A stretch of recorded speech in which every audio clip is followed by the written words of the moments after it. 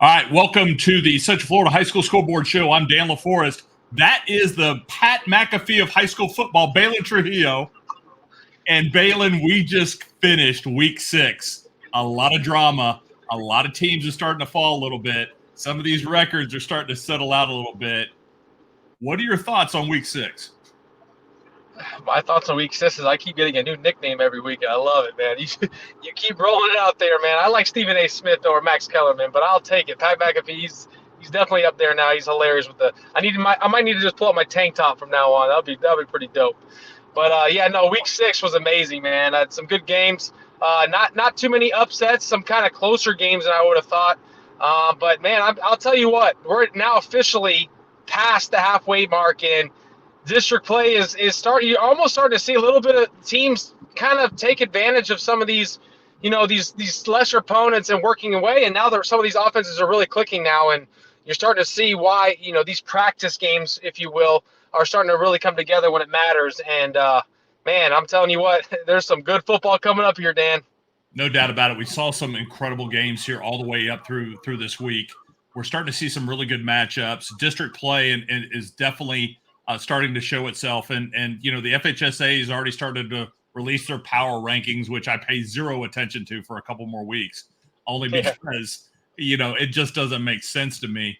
But we got a great show tonight. First of all, Central Florida High School Scoreboard Show is powered by Big Hits Live and sponsored by the Influencer Council. We've got Josh Wilson from FloridaHighSchoolFootball.com coming up later, talking about some of the things that have been kind of big topics in the FHSAA.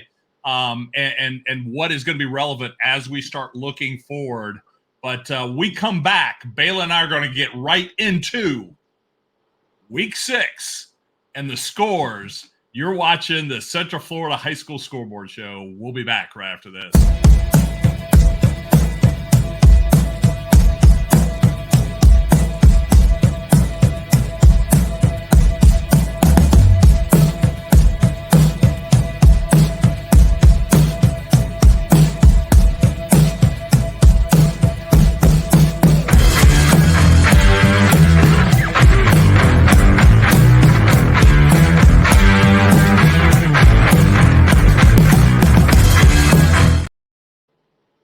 All right, Baylin, let's get right into our private top 5. Bishop Moore, number 5, had a bye last week.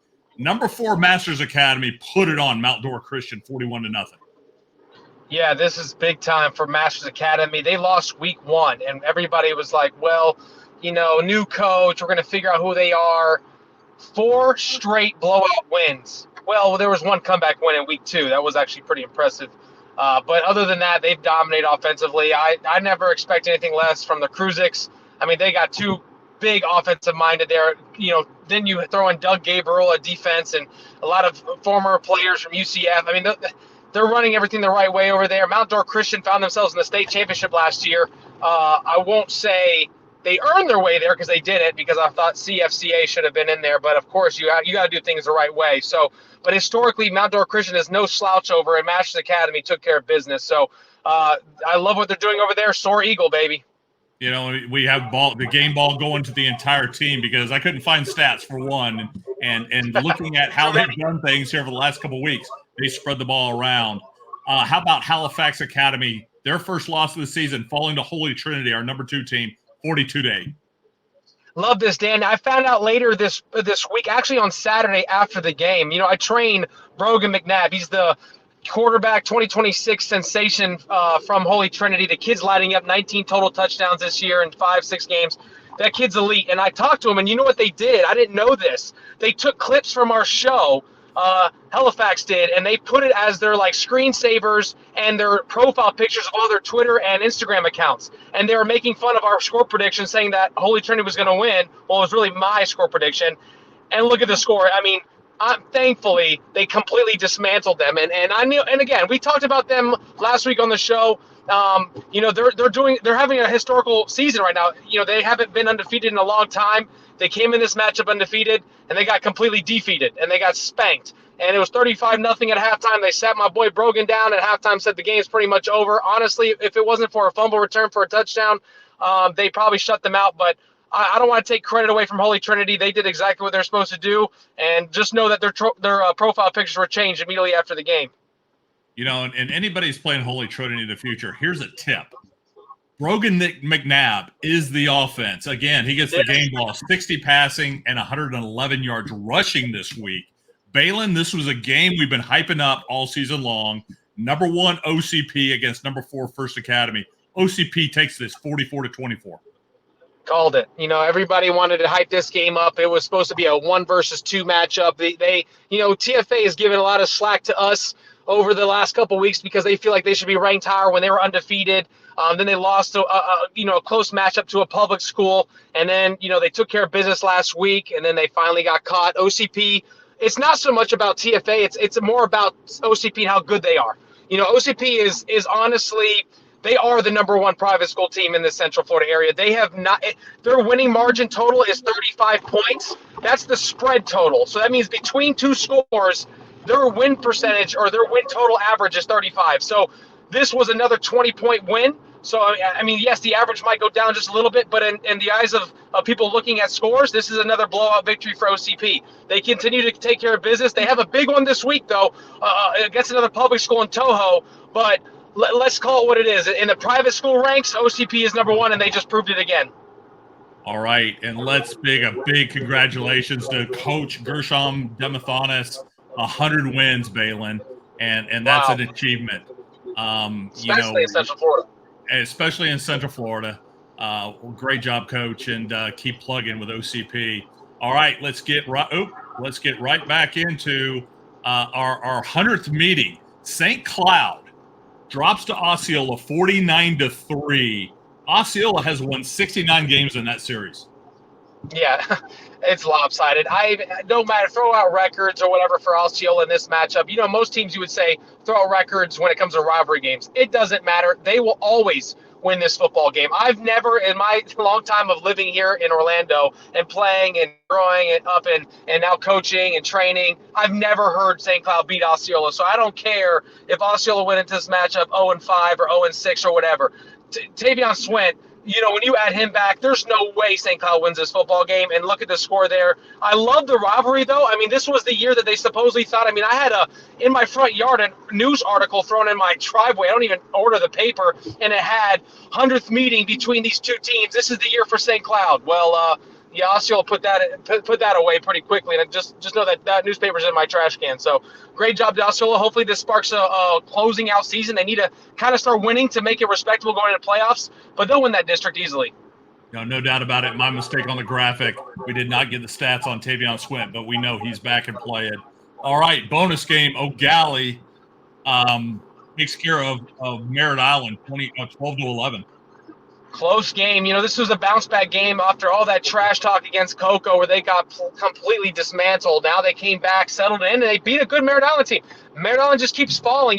We were high on them a couple weeks ago. They were ranked in our top 10. They were winning, convincingly. They blew out Holy Trinity, right? Completely spanked them 35-0. So we thought potentially this could be a solid team, but Ugali put the whole to that. They got back to the winning side of things, and hopefully that also carries momentum into their rest of the season for Ugali going into the playoffs. So great win for them.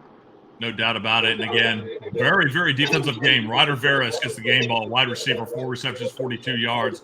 How about number 10, OC University? They are now 6-0 going into their bye week. They take care of undefeated New Smyrna Beach, 41-7. Yeah, there's not much to talk about here. When we talk about playing good competition and being prepared for games like this, OC University has been tested, and they have completely blown out every team except for their comeback win. I believe it was against Spruce Creek. But other than that, there's no blemishes there. New Smyrna's squeaking by every week. They're winning games. Yes, that's great. But that's when the competition comes into play. OC has proven themselves, and they took care of business in a blowout fashion. And Coach John Wilkinson, I know, is going to get those Barracudas regrouped for this week. How about number 8, DeLand? This was one heck of a game. DeLand actually came back and won at the last drive, 28-27 over Spruce Creek.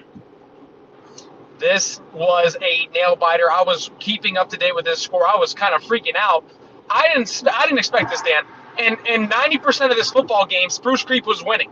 They were winning this game 90% of the time, and I thought this was going to be a blowout, especially after what I saw Lake Mary do to Spruce Creek. So they completely regrouped as a football team. They didn't lose track of who they were, and they've proven that they can hang with the big guys. I was shocked. If it wasn't for a last final drive and arguably one of the best players in this area in Javion, if he doesn't score the game winner, they lose this game 27-21.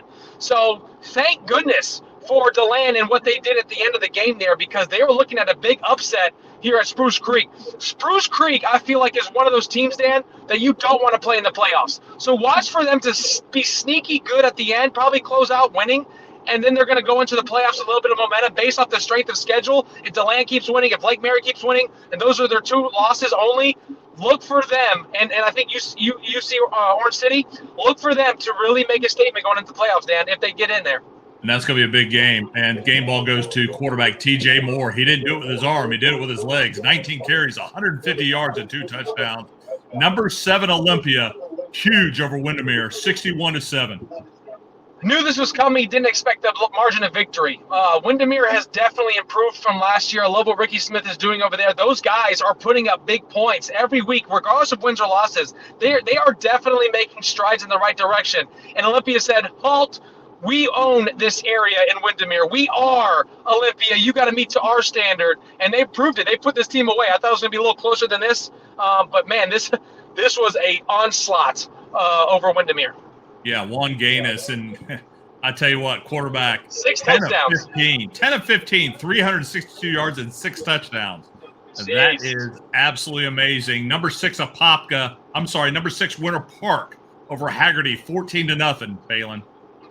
Close game. I actually was getting updates from both parents of Aaron Williams, the quarterback at Winter Park, and also the quarterback of Haggerty and Caden Mitchell from Missy. And I was getting updates, and you know what? Haggerty played a good football game. They just couldn't capitalize. They had a couple missed drop touchdowns, and Winter Park actually played a sloppy game. If this was called for an upset, I wouldn't have been surprised here because of how well Haggerty was playing and how bad Winter Park was playing. And then at the end of the day, the results are the results. So it just shows you how much maybe more advanced Winter Park is right now, winning 14-0. But if Haggerty does capitalize on some of their miscues, this could have been an upset, a big upset at that, because I didn't see how close this game was. But again, getting the messages back and forth, this was a lot closer than it probably expected. And great job for Winter Park, winning. But Haggerty, if you just handle your business, this could have been a big win for this program. I don't take moral victories, but Haggerty isn't. They're competing with the big dogs. No doubt about it. Evan Van Dyke gets the game ball. 6 receptions, 178 yards, and a touchdown. The game of the week, Apopka falls to Seminole 21-3, Baylin. Dan, I hate to say it, buddy, but when you're a depleted Apopka team and you have a bunch of injuries and you're not full go, this is the result. And I'm shocked. I mean, you know what? Honestly, the score's a lot closer than I thought. I would have predicted something like the Edgewater game, but at the end of the day, 7-3 at halftime. Yeah, you're right. But at the end of the day, with no offense and a hurt Tyson Davison, there's no chance in scoring touchdowns. And especially against Seminole, you got to put up points. That's the only. And again, you have to put up points to beat Apopka. And Seminole did that, and which is why you see the result. But man, it's tough. Apopka's lost 2 games in a row in pretty big fashion, and the schedule doesn't get easier, Dan. And so it's going to be interesting to see how Apopka really finishes this year. I'm shocked. I thought this was a title contending team, but with this loss, they're gonna have to hope they beat Lake Mary and Lake Mary beat Seminole to get back in the mix of district, because right now Seminole just seems to be taking off with it just as right now. But man, this was tough, especially with the success that Apopka has over at Seminole. This was tough. No doubt about it. And a lot of people don't know there was a couple of Apopka players that were supposed to be starting. Were in a car accident Friday morning. Yeah. And we hope everybody's getting healthy, right? That's what we want, is we want everybody to stay healthy and be competitive. And we know we haven't heard the last of the Blue Darters. They're 3-2 right now. Let's make that very clear. Coach Rolson is going to have the Blue Darters ready to go. But Ethan Pritchard, the Florida State commit, is 10 tackles and 3 tackles for a loss in that game. He gets the game ball. Let's take a look at, this was a huge game. I was at this game. Lake Mary takes care of Mandarin. They lost 2 in a row now. Creekside and now Lake Mary. Lake Mary 34-16. This was shocking. I I got a call from Mr. Grubbs before the game. He called me literally before kickoff and said, dude, if you see how big Mandarin is, we don't have a chance if we don't play perfect football tonight. We might get spanked. I'm thinking there's no way Lake Mary's going to get blown out. Well, it turns out to be the reverse. And, Dan, you were there, and I watched the game live on YouTube. I'll tell you what, they forced 4 fumbles and then 2 fumbles extra on special teams, and which led to the first score of the game with a over-the-head punt snap. But, my goodness, Lake Mary, dude, if they continue this, they're averaging over 35 a game. They might compete for a state title this year. This might be their year. And you know what was more impressive about this, Dan? Because we talk about Noah Grubbs every week about how he's throwing this and that. You know how they won this game, Dan? You were there. The running game. Isaiah Thomas. They ran more than they threw on Friday night. That was what's more impressive. And now technically they had to. You know, if anybody knows about Mandarin, they got 4 DBs that have 4 Division I offers. All of them are going D1, including a quarterback that's committed to Florida State. So that's not an easy football team, and they definitely overlooked Creekside to play Lake Mary, obviously. But man, I didn't expect that. This was a dominating performance, and that's why the score looks like this. So hats off to Isaiah Thomas, because that's what impressed me the most in this game is how he was effectively running the football against that defense. And they had to with those DBs back there. No doubt about it. The game ball does go to Isaiah Thomas, the junior running back, 21 carries, 189 yards and a touchdown. And Noah Grubbs was held under 200 yards. Why? Because they could run the ball. And I tell you what, you got to give credit to the coaching staff at Lake Mary. They had a game plan, and Mandarin did not know it was going to hit them. Dude. All right, this was a close game here. Wekiva goes into number 3 Edgewater. The Eagles come away 29-22. The first 2 possessions of this football game were turnovers, an interception and a fumble. That it couldn't have started off any worse for Edgewater, and Wekiva capitalized it. They went up 9-0 within the first 4 minutes of the football game. It was shaping up to be an upset, but as I say before, great teams find a way to win and close the deal, and that's what happened here. Edgewater actually threw a touchdown at the end of the game. It was like a 75-yard slant to ice it, but it was called back due to a penalty for one of the weirdest calls I've ever heard, with a tackle being in the backfield lined up. Usually they only call that in the NFL, but hey, so what? But anyways, yeah, Edgewater wins this game. Wekiva had their opportunities. Wekiva's a good football team, but it's just weird. Ever since the Jones game, Edgewater's kind of, I don't know, I don't want to say they played to the level of competition, but it's like where I want to see those dominating Apopka victories or the dominating Jones victories. These are a little too close for me the last couple of weeks, and they're squeaking by, but at the end of the day, they are winning football games. They're 6-0, and you know, they do have a legit case of being arguably one of the best teams in the state. So let's see how it fares out the rest of the way. I don't believe there's a team that scares them, but it'll be interesting here, Dan. No doubt about it. How about the Cocoa Tigers putting it on the Treasure Coast Titans, 38-0, Baylin? Dude, big game for Cocoa. I mean, if you talk about a team with confidence, this is wild. This same team that they just completely blanketed beat Seminole 3 weeks ago, 15-9 or 14-8, something like that, right? This same team that we're talking about, that's a legit team that we talked about. It's hard to prepare for the triple option in a couple weeks. It is hard. That's when Georgia Tech was on top. You know, they were beating big teams like Florida State when they were ranked top 10 in the country, you know, because it's hard to prepare. Cocoa made this game look very easy. I talked to Brady Hart's dad yesterday on the phone for about an hour, and he said he would be shocked if they had over 80 yards of rushing, and that's what they're good at. They shut them down. And then, obviously, Brady Hart with another 3-4 touchdown performance. Javion Boggs, arguably the best receiver in the entire state of Florida behind Jeremiah Smith at Chaminade Madonna. I'm telling you what, this Cocoa team, I don't want to play them right now. Guess who they play this week? Our game of the week, Seminole. So, my goodness, you talk about momentum. This is Cocoa, as weird as it sounds, and it seems like they're only relying on a couple players, might be better than last year's state championship team. No doubt about it. We talked about that defense. Madre Hawkins gets that game ball. 12 tackles, 2 tackles for a loss. All right, number 1 Mainland takes care of Pine Ridge, 45-0.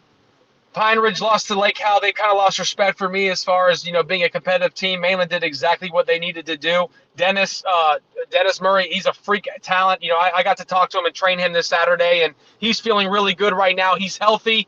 You know, that offense revolves around him. and you're going to see these numbers. He threw a couple touchdowns, ran a couple touchdowns. In this game, he said it was pretty much done by halftime.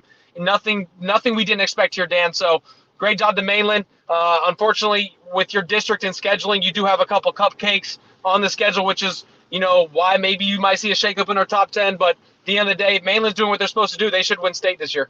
No doubt about it. Now, we're going to take a quick break. We come back. We got Josh Wilson from FloridaHighSchoolFootball.com. You're watching the Central Florida High School Scoreboard Show. We'll be back right after this.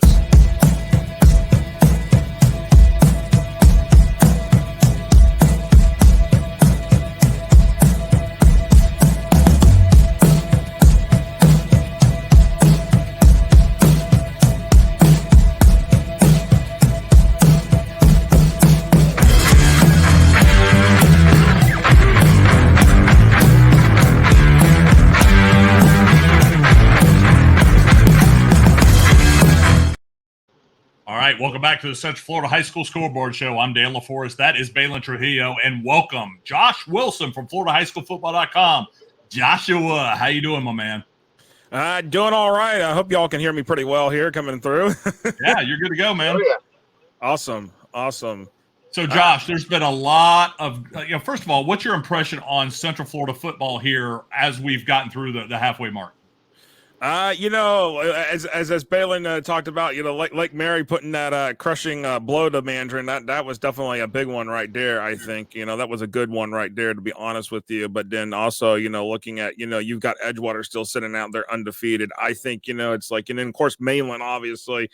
Those three teams collectively, I mean, just very impressive what they're doing. But then you got Cocoa, who really should have a unblemished record as well, sitting out there. And I mean, it's just, what Cocoa did to Treasure Coast, I'll tell you that one, that was just that's totally a statement move by Cocoa right there, and sending Treasure Coast back with their tail between their legs in that situation. Josh, I watched your show the other night. You talked a little bit about the power rankings. I said earlier in the show, I don't give it any merit, and I probably won't until probably next week. We'll probably start getting into that a little bit. What are your thoughts on that right now, based on how they're doing it?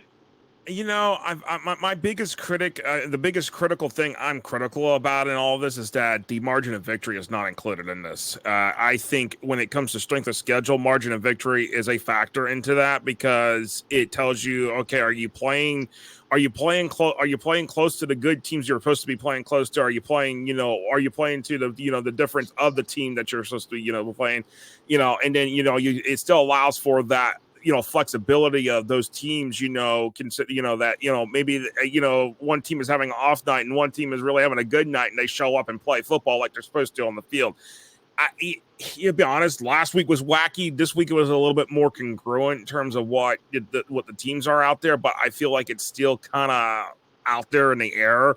I think, once we get, let's see what the rankings look like after this coming week once we get through this week's games. But I think once we get through week 8 games and those rankings that come out afterward, that is going to give us a better sign who's really in, who's really out at that point.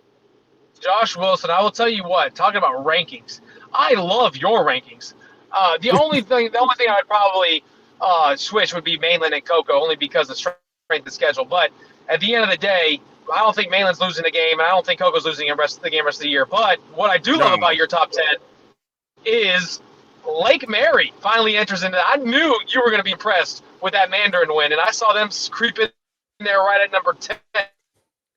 I'm telling you, if they can get past Seminole, they might not lose a game this year. So, Mainland, that might be tough. But man, I'll tell you, man, Dan was there. He was there.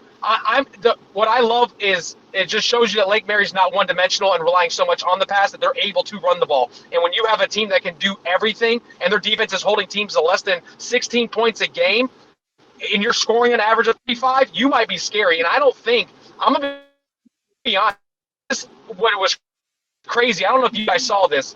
Columbus linebacker and athlete came out. Do you guys hear me? Columbus? Yeah. You can hear me? Yeah. Yeah, Columbus's athlete before I remember came out on TikTok and said, "I don't care who you are, no team in this state of Florida can beat us. We're going to win back-to-back state championships." will blow out Columbus at that opportunity. I mean, and the thing is, Lake Mary, Seminole, Cocoa, Mainland are really the top of the heap right now. OC University has had an outstanding season, Josh. A lot going on, but I want to turn real quick. There's been a lot of big news talked about this week. Georgia has now approved NIL at the high school level, effective now. And all of a sudden, I've done some interviews. This segment's brought to you by the Influencer Council, which is myself and Ronnie Bittman. NIL is a big, big deal, and it's a big conversation at the high school level right now. Florida, the FHSAA, is looking at putting some things together. And this thing's going to get real here for the state of Florida here sooner than later, isn't it? It's going to get real. I know that, from conversations I've had, conversations you've had with people, Dan, we all know, we've been talking about it in the last 2 years. It's coming. It's a matter of when. And I think a lot of people got caught off guard with what Georgia did, that, being passed because it wasn't being talked about. It wasn't even being floated around that they were going to go ahead and pass this. And honestly, I think, it's only a matter of time that Florida does it. But if Florida takes its time developing what NIL looks like here, they could end up coming out with some of the strongest set of rules of NIL. What does it look like? Making sure that, people are protected on one end, that need to be protected, but making sure that it benefits the kids that are going to benefit off of it. But at the end of the day, whether you're for our NIL or you're against it, it's coming, it's here, it's the reality. And when you got, 31 of, 30 of the 50 states doing this, it's the reality is that it's going to come around to that, all 50 are going to have it. And, at the end of the day, what ends up happening, and, in the long run, short term, it might be 8 states going to piecemeal, their own rules together. But eventually you might see a whole national set of laws because this is what we are looking at now. I don't disagree. Imagine if a high school athlete's making more than your head coach in high school. We already talk about it in college. Imagine that in high school. That's like, whoa. And we're already complaining about the pay for high school coaches. That's wild. Baylin, I want to comment on that. First of all, I don't think that happens. Okay. We're talking about NIL at the college level. A lot of college players are not getting brand deals, and there are no collectives at the high school level yet. I mean, again, these things could potentially happen. So I have a hard time believing that there's a lot of branding deals that are going to come toward high schools. We're talking about a couple $100 here, a couple $100 there. I think people have to settle down a little bit and understand that there are still rules and regulations. And, I know Ronnie and I are working on putting something together here first of the year where people are going to come in and get educated on that. And I'll have more information on that later. But I think the biggest thing to remember is I agree with Josh, or the FHSA has to do it right because there's more players in Florida than any other state that are going to be significantly impacted, especially at the college level. Second thing I have to point out is legally, if you are under the age of 18, you can't sign a contract. I think there's going to be a lot of things that come into that. Josh, another big thing I wanted to come up is, I saw your tweet today on a poll, Metro, keep Metro Suburban or get rid of it. Is there plans or is there anything going out there that could possibly take the place of Metro Suburban? Well, I mean, I was at this meeting last week, and I kind of held off on the story, kind of try to wait to see a few more things develop. But here, the scope of this is that the FHA came finally, for the first time that I can ever clearly remember, the FHA having a classification task force committee. FHA's executive director Craig Damon, and that's been one of the things is about improving a lot of different things along the way ever since he took over last school year as the executive director. One of his things is getting the FHA more out in front of things. He's working on that, and one of these things was getting sitting down and having a classification task force committee because over the years classification has been a big hot touchy subject in this state regardless of what has happened. And at the end of the day, we got to think about this. We have open enrollment here, in the Sunshine State. That's never going away. That's staying put. And then, you got, our geography is obviously another big thing that, we have to contend with when it comes to dealing with schools and classifications and teams traveling and this and that and all the other things that involve that. at the end of the day, competitive balance is a big issue. That's where they are leaning on, is competitive balance. You see this. I mean, it's no knock to a team like Winter Springs, who really has no business playing Oviedo and Haggerty when they're trying to build a program. I mean, or the same thing with Colonial. They have no business playing Apopka. They don't have no business playing, some of the bigger schools there in Orlando that are dominant. Even though Colonial falls into the biggest classification in the Metro side, when these programs have been struggling for so long, you've got to help them. And going independent is not always the option. I've heard a couple of coaches say, go independent. Well, if you're struggling, well, sometimes going independent is not always the solution, because when kids see a school go independent, well, that means, hey, I'm not competing for a chance for a playoff spot. I'm not getting a chance for a state championship. I'm going to go elsewhere. You've got to give them an option somewhere. And the option is, hey, let's try to see if we can maybe keep districts, which is what's part of the plan. Keep districts, but eliminate the mandated district play. But then take the 2 highest rated teams based upon the power ranking, which there's now starting to be questions about, hey, maybe do we need to relook at the power ranking? Because, again, the strength of schedule is not in the power ranking that the FHA uses currently.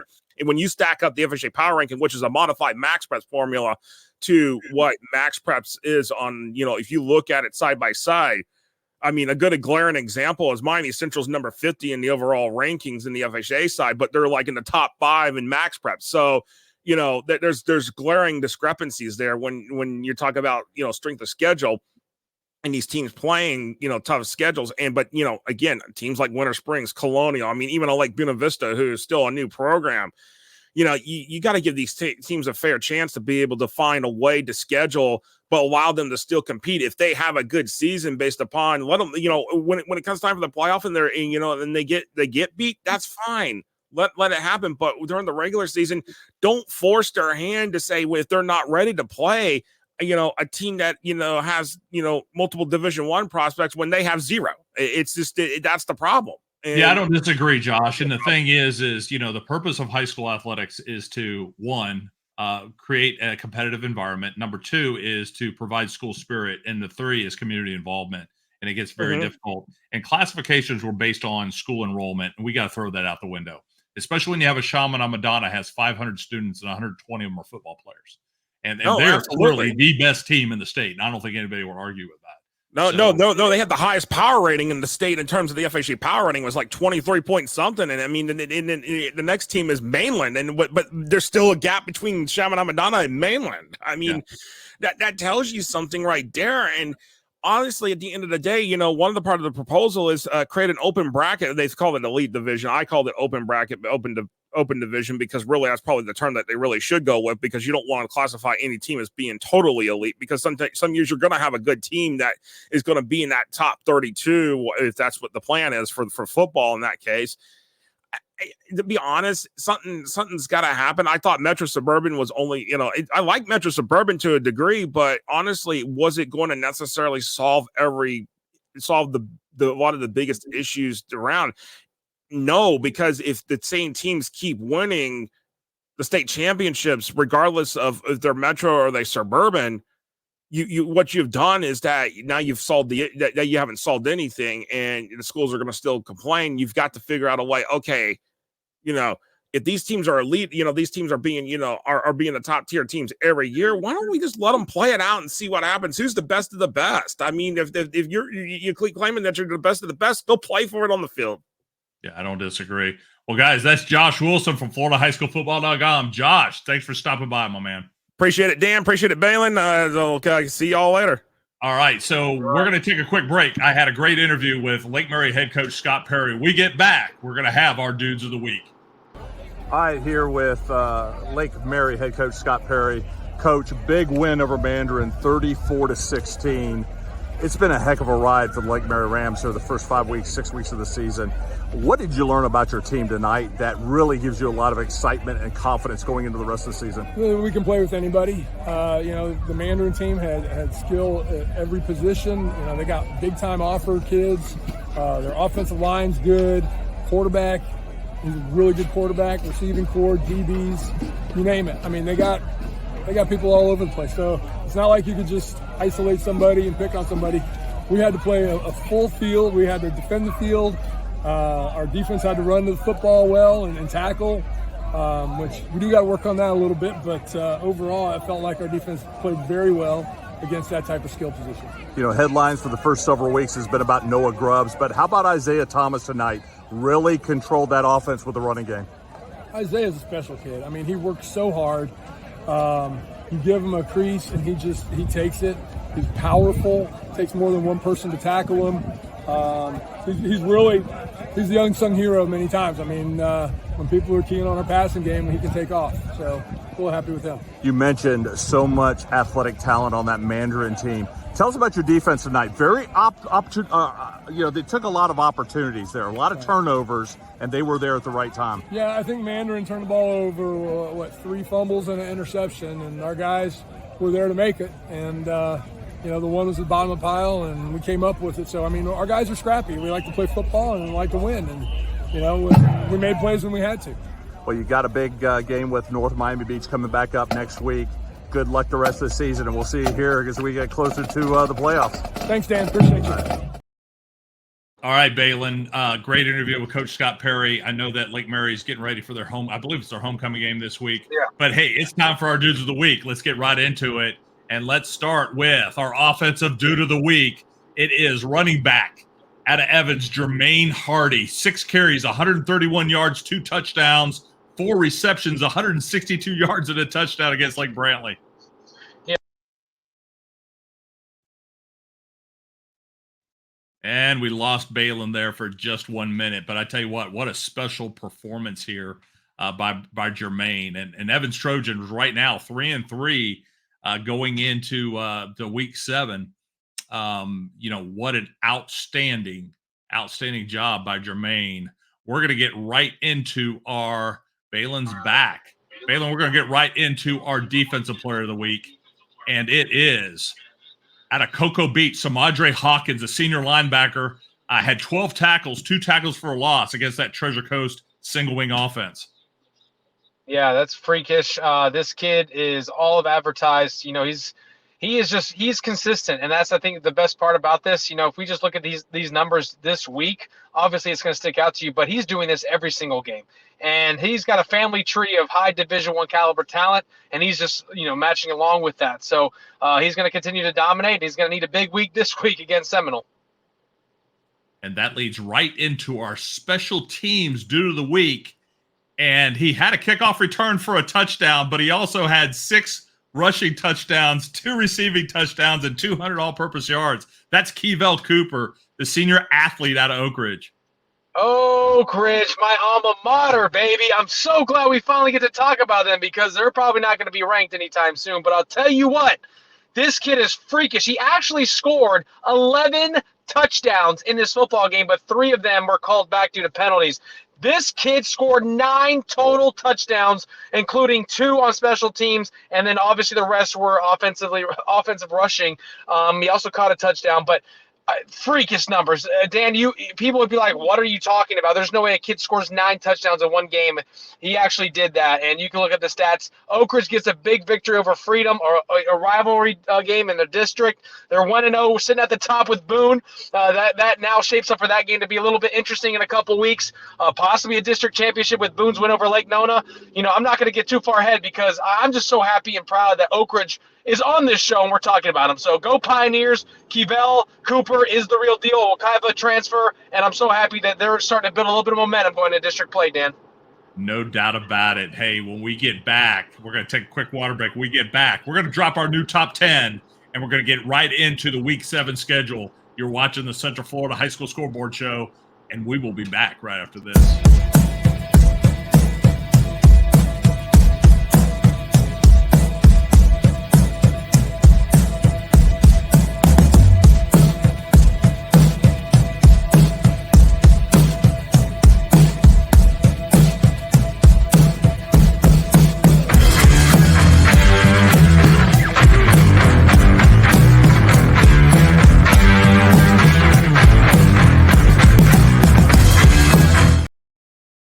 All right, welcome back to the Central Florida High School Scoreboard Show. I'm Dan LaForest. That is Baylin Trujillo. Baylin, we have our new top 10, and let's kick it off with Leesburg coming back in at 5-1 at number 10. Number 9, OC University, 6-0. DeLand pops in at 4-1 at number 8. Olympia maintains number 7 at 4-1. Winter Park stays at number 6 at 5-0. Seminole at number 5 at 5-1. Lake Mary stays at number 4 at 5-0. Edgewater stays at number 3 at 6-0. We got to switch at the top 1 and 2. Mainland drops to number 2, even though they're 6-1. But that big win over Treasure Coast puts Cocoa over the top at 4-1. Yeah, I mean, like I said, if you look at Coco's resume, even Josh Wilson, said it. We all know it. Everybody in the entire state of Florida knows it. Even the coaching staff at St. Thomas Aquinas knows it. Coco should be undefeated right now. They would arguably have the biggest win in the entire state of Florida, other than Chaminade beating Central on ESPN. That would have been that's making headlines everywhere. A lot of those kids' lives are changed. Brady Hart's getting a lot more attention now. They have impressive wins. They beat Ugali, blow out Ugali. They blow out Treasure Coast. They beat, I'm gonna say it, St. Thomas Aquinas. They beat Jones, which we don't even talk about anymore. But that's still a quality football team. I don't care, regardless of what you guys say about records. You talk about strength of schedule, they're up there with that category. So these are all quality. There's not a win on their schedule that you're like, oh, that was an easy week for Coco. They've literally scheduled one of the toughest first 6 games in the entire state of Florida, and they should be undefeated right now. So with that being said, Coco's resume just looks better. Mainland is still arguably one of the best teams in the entire state of Florida, not just Central Florida. There's no question with that. But when you talk about putting teams away, Coco's doing that consistently. They're putting teams away, whereas on the flip side, Mainland's blown out all the lesser opponents, but when you talk about a team like Bartram Trail, they had to come back against that game. They're in a dogfight with DeLand, who scraped by Spruce Creek. They're in somewhat of dogfights, and it's interesting, but they're winning games. But Dan, I don't care if anybody wants to go head-to-head with a resume, Coco deserves to be number 1 in Central Florida. I don't disagree, and this isn't about penalizing Mainland. This is about rewarding Coco. And, I think we're pretty much in line here. I think this is a great top 10. Let's move on to our private schools. OCP, 6-0, is our number 1 team, followed by Holy Trinity at 5-1, Masters Academy number 3 at 4-1. Bishop Moore slides up to number 4, even though they're 2-3, strength of schedule, and they're going to get ready to turn it on. And then MCC is back into the top 5 at 4-2. Yeah, private school rankings, it is what it is, but I'm really impressed with OCP. I just want to see how well that defense goes against one of the most prolific offenses that we've ever seen with Coach Diso. So if they take care of business and handily this week against Toho, dude, OCP might go undefeated this year as well. And they're going to need all the momentum they can get because they got to still face Trinity Christian in the playoffs, and that is not easy, or even Chaminade. So, it's going to be interesting. But at the end of the day, they're still, in my opinion, and a lot of people's opinion, the best private school in Central Florida. And there you have it. And Holy Trinity, same thing. They're going to probably cruise. They have Space Coast this week, blowout, but, they're going to cruise until they hit the playoffs, and then they got a tough one too as well, Trinity Catholic up there in Ocala. So it'll be interesting, Dan. And next up, O'Galley's still to 5-1, Merritt Island 4-1, Heritage is at 4-1, Spruce Creek at 4-2, Apopka at 3-2 still has a lot of great football on their schedule. And then Titusville, nobody's talking about Titusville. They're 6-0, Baylin. Yeah, strength of schedule, Dan. We know that. So we'll see how they again, it's hard to reward teams with a loss and a couple losses here and there when they have played superior opponents and have quality wins. So Titusville is doing what they're doing. Keep winning. You might find yourself like Leesburg on our top 10, but man, when you look at Leesburg's scores, they're averaging 43 points a game. So you talk about a team that went 1-9 last year, completely flips, had a chance to really compete in a Vanguard team who's really special. That team has proven why they're in our top 10 with one loss, with a lesser schedule, I would say, because they're completely handling business. They're putting up historic video game numbers every single week, and it's insane, Dan. So we'll see what Titusville does later on. And Apopka, like I said, they can pull it together and beat teams like Lake Mary still on their schedule. That's impressive. They'll find themselves back in the top 10, but it's going to be very difficult. And Heritage as well. That was a pretty bad loss they suffered in their one loss, and they bounced back the next week, but. It's going to be tough. These are some solid top 10 teams we got here, and obviously University of Orange City still has to play DeLand later on, so it's going to get interesting here, Dan. No doubt about it. Now, Baylin, October is Cancer Awareness Month, and I want to bring up the fact that the Cure, the Orlando Sports Foundation, the Cure Bowl, the Cure All-Star Games, which is going to be spreading this year. we have expanded the Cure All-Star games. You've got the Lake Osceola game. You've got the Orange. Orange is all by themselves this year. And then you've got the Seminole and Volusia and Flagler game that is going to be big. And invites are going to be going out for that here in the next couple of weeks. But I tell you what, we're going to get right into the Week 7 schedule. And here we go. Private school number 1, OCP, is going up against Toho. This should be an air raid type of a game, shouldn't it? Yeah, for Toho, I think OCP is going to try to, milk the clock, control the game, try to keep it close, because Toho's offense will in a blink you'll be down 42-0. Just ask all the teams they've beaten this year; it hasn't been close. They haven't had a close game, and their only game they lost went to overtime, and they lost to Melbourne. So, this is intriguing because it's going to show us if really OCP is ready to compete with the bigger public schools. But I'm not going to make the same mistake twice. They completely dismantled Foundation a couple weeks ago when I picked a private school for public. I'm going Toho wins here. I think DSO, they light it up. I think Sabi's on another historic run. He's now currently the leading number 1 passer in the entire state of Florida. He's already eclipsed 2,000 yards passing, so it's going to be really tough to start catching up with him, especially if you look how favorable Toho's schedule is the rest of the way. So except for an Osceola game. But at the end of the day, I like Toho in this matchup. I don't disagree, but the fan poll says 71% OCP, so they're betting against you on this, Baylin. And I agree with you. I think Sabia Messiak is a fun kid to watch. I think if there wasn't a bigger game that we're going to be at, I would be at this game this week just to see how this kind of shapes out. All right, Dr. Phillips, 3-2, travels to Lake Nona, 2-3. I think this is a big matchup. Keep in mind, Coach David Aubrey is a former Panther. That's why this game's intriguing to me.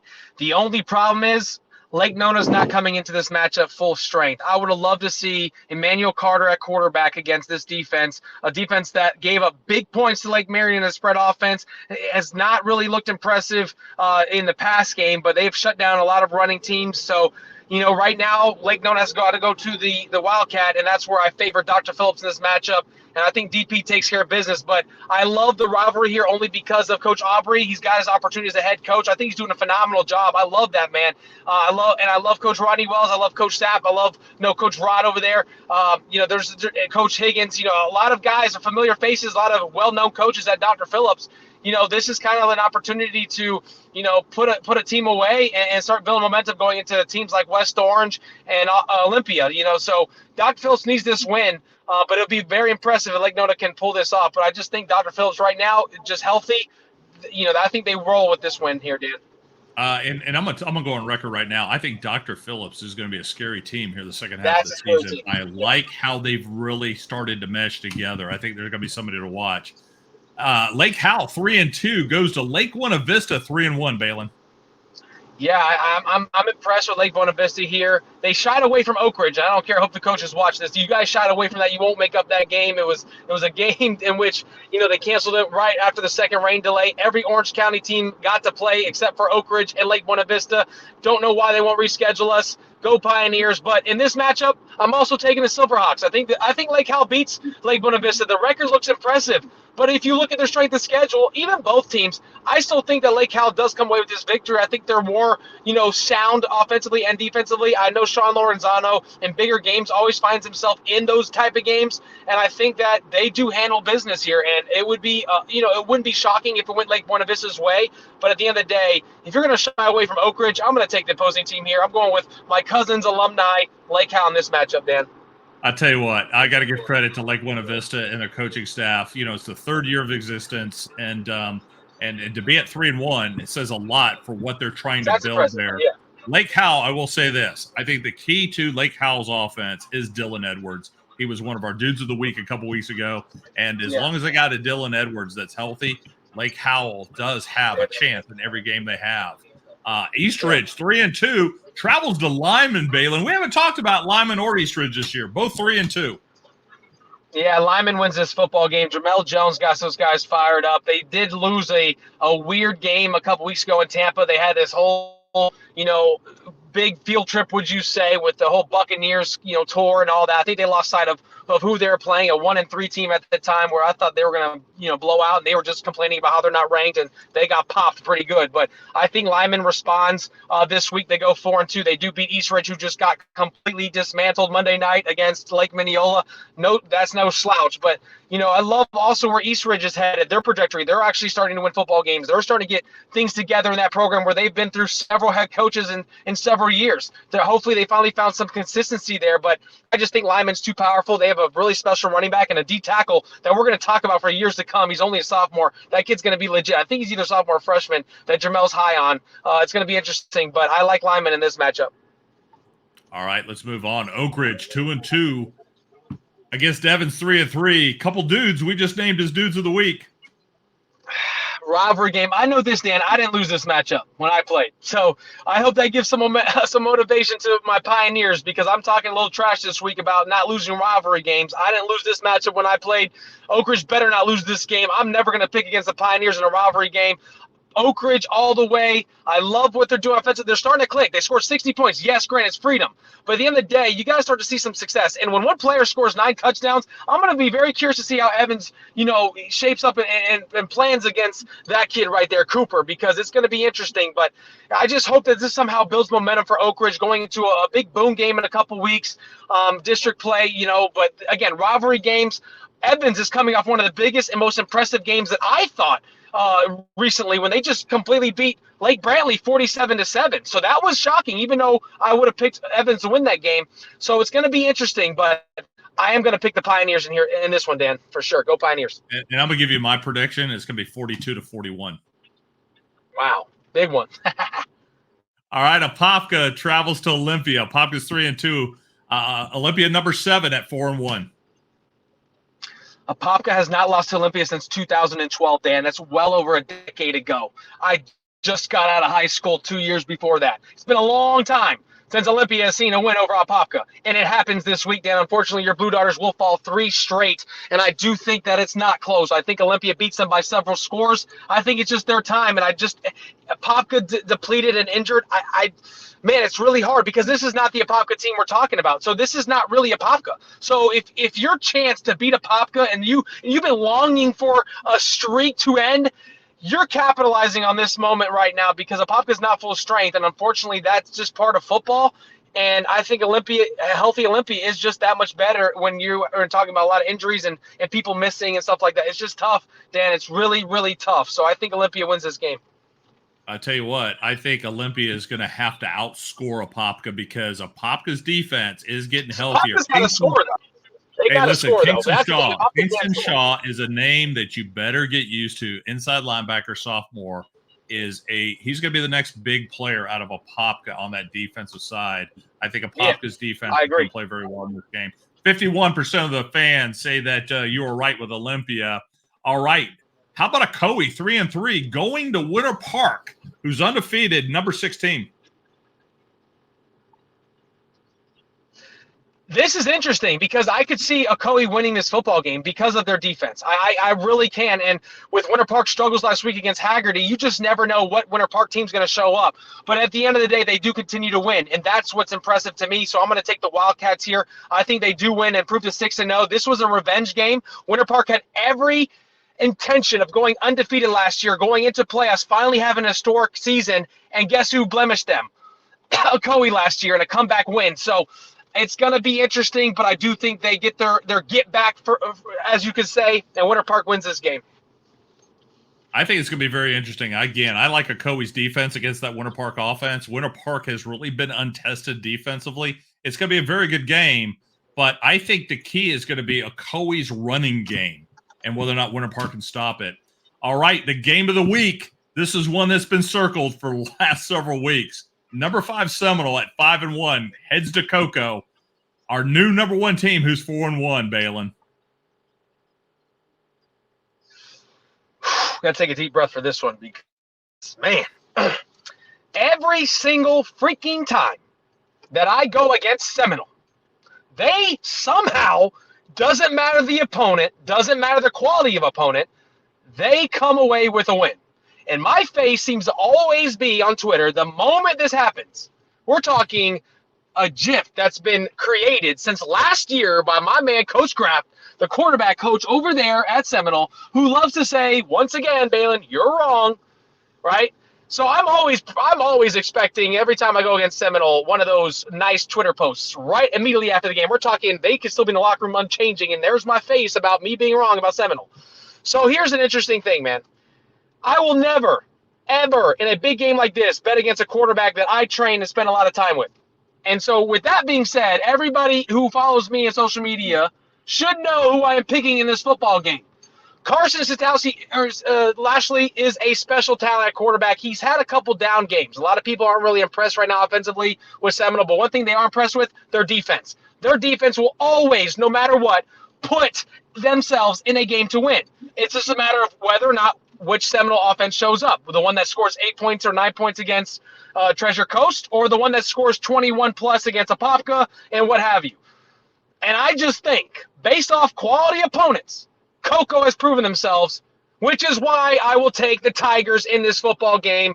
Brady Hart, Javion Boggs, Coach Franco, Coach Snyder, those guys should have beat St. Thomas. They did beat St. Thomas Aquinas, who is the number 8 nationally ranked football team in the entire country. And they beat them on their turf with 500-plus yards of offense. I don't think Cocoa has that big of success, but I will not bet against a quarterback that I trained that is consistent in his work ethic, who is now putting himself as arguably one of the best quarterbacks in the entire state of Florida in the 26th class, up there with Noah Grubbs, Michael Clayton, you name it, Darion Coleman, whatever, the kid from Jesuit, whatever. You can name all the 26 powerhouse guys. He's up there, and I think he could be potentially number one based off what he's done against the quality of opponents. Coco wins this game close. I wouldn't be surprised if an upset, but don't count on it. And 63% of the fan poll agree with you. Coco's going to win that game. I'll tell you what, I think this is going to be an outstanding talking about the amount of talent on this field. The best. There is going to be some dudes on both sides of the ball. I can't wait. And this is, you and I are both offensive guys. We can talk about quarterbacks all day long. I want to see how Seminole game plans David Parks. He is the X factor. David Parks is the X factor in this football game. If they cannot match him well up one-on-one, Coco will have a long day, and it will be a great day for Seminole. They got to get him involved. They win games in a big margin when David Parks has contributed in some way, shape, or fashion. When he's out of the game, like he was against Treasure Coast, who maybe not even touched the ball, they lose. So he is the X factor. How can Coco match up with a talent like that, who should be playing quarterback in some situations, right? Could be in Wildcat situations. How are they going to prepare for him? That's the key. I don't disagree. Well, Baylin, we are at the end of the show. We have dissected week 6. We have taken a hard look at week 7. And we've got to talk about some teams that we haven't talked about all season. Especially my Pioneers, baby. As long as those guys keep winning somehow and get some players that score 9 touchdowns, things that I couldn't even do when I was there, that's freakish, man. Go Pioneers, man. That's all I'm going to say about that. Hey, Baylin, I want to give one more shout out, and I want to give a shout out to the South Lake Eagles, Coach Brad Lord. They get their first victory in over 2 years. I think that's an amazing job of building that back. And Coach Lord is listen, that guy has been around the block, and if anybody can build back a program, it's him. Well, guys, that is it for week 7. Enjoy your game. Stay healthy. For Baylin Trujillo, I'm Dan LaForest. And we will see you next week.